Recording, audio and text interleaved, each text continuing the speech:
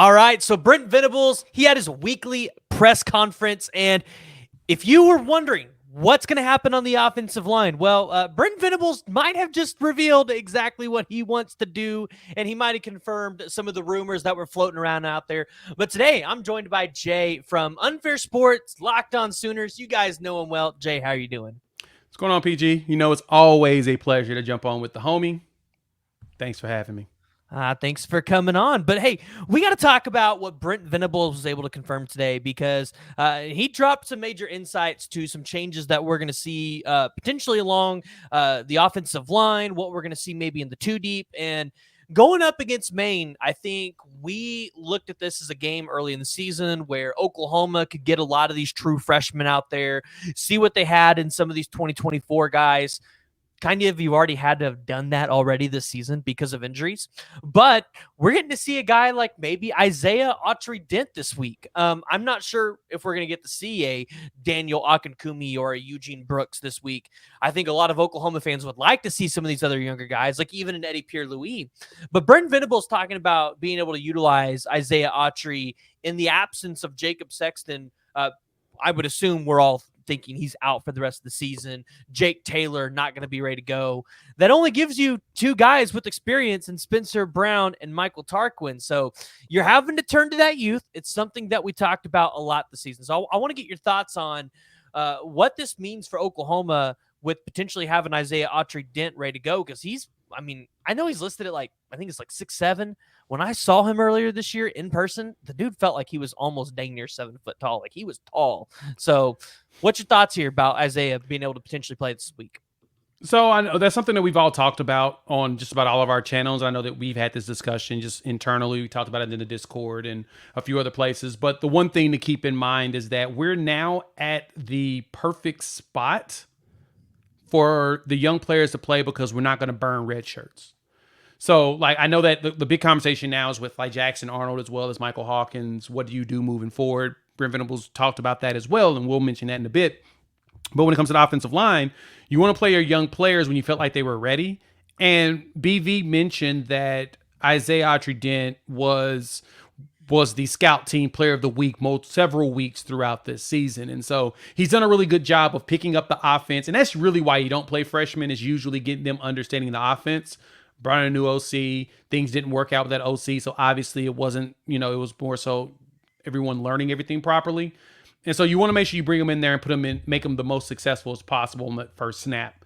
So it sounds like he's been doing well enough and he's healthy that at this point it's time to go ahead and start playing him. So I expect to see him. I expect to see Eddie Pierre-Louis. I expect to see BJ Brooks, right? I expect to see some Josh Isosa, possibly Akinkumi if he's healthy, to go ahead and play, because he was in a boot, over the fall camp. So this is the time to play him. You only got 4 games left. I think the only one that wouldn't be able to play all 4 games is EPL, because Eddie Pierre-Louis played in the first game of the season.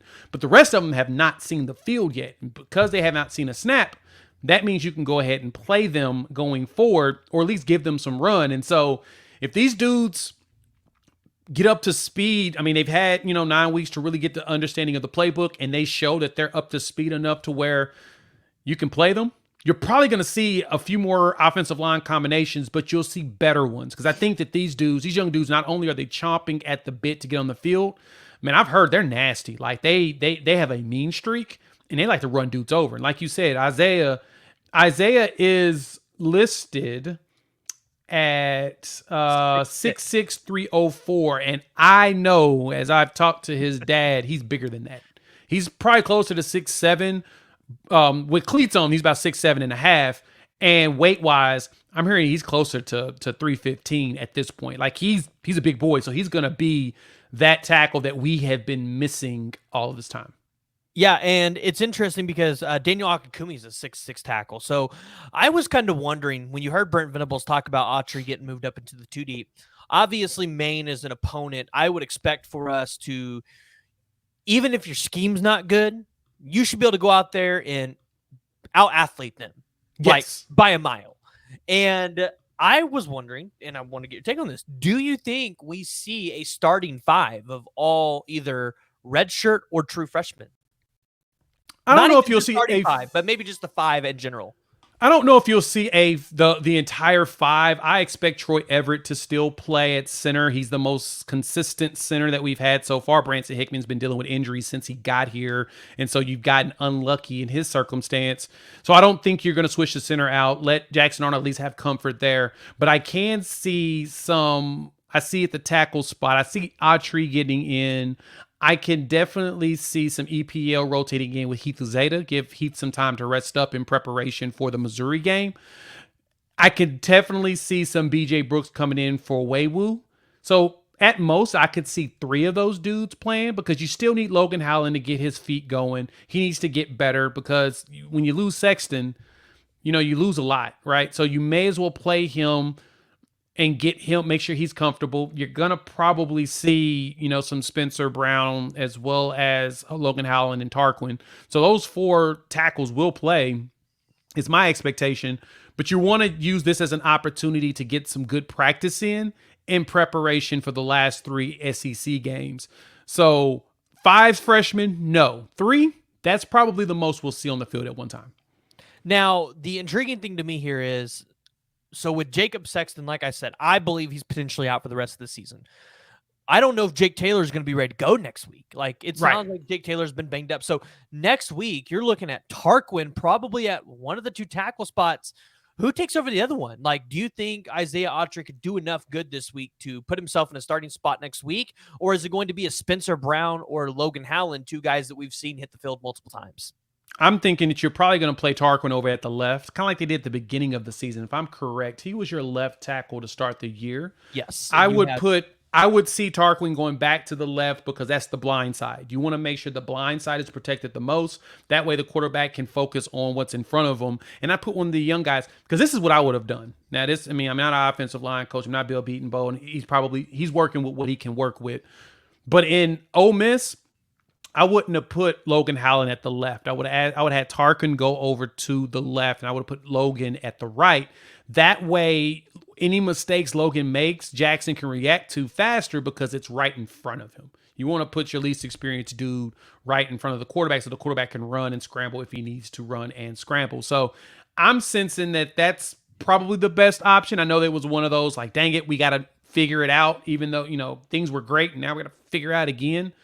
I can see them going that direction. That would make the most sense, like I said, because Tarquin spent most of the time playing on, he started the year on the left and moved to the right. Now he's got like 300 snaps on the right, 198 on the left. Play him there, move Tarquin to the Howland and Spencer Brown to the right so that Jackson can see him.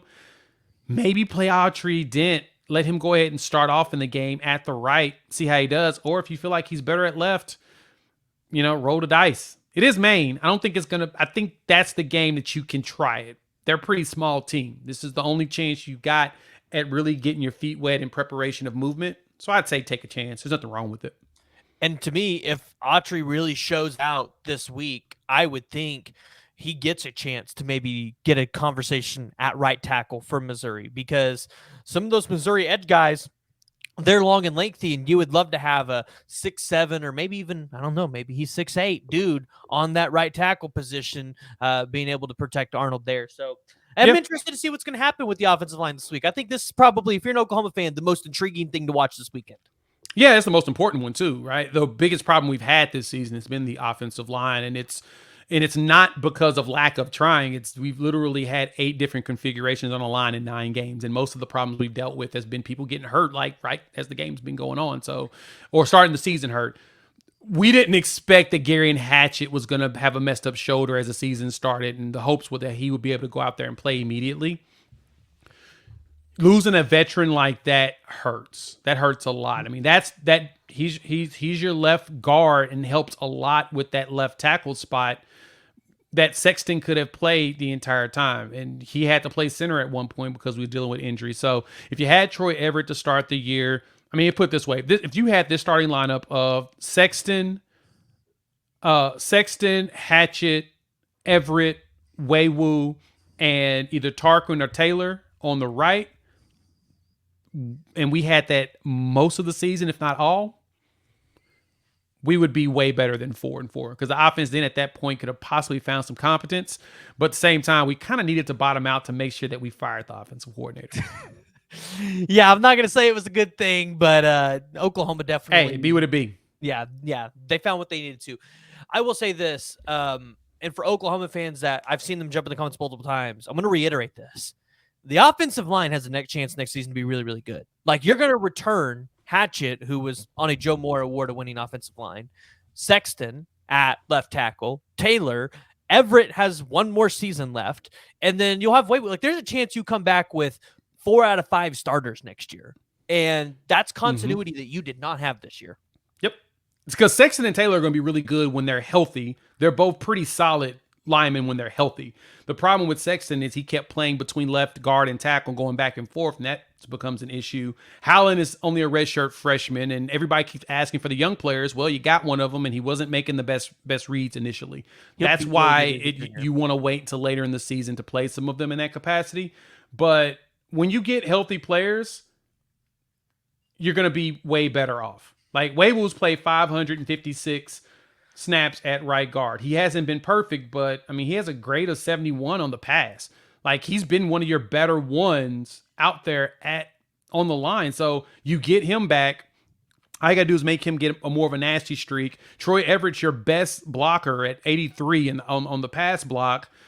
You know, you get that's 2 guys that's played over just about 200 snaps. Like I said, Wables played 568. He's been your healthiest dude. He's the only one that's basically played every single snap of the game outside of Tarquin. And Tarquin's only come out because of losing his helmet a couple of times. Yeah.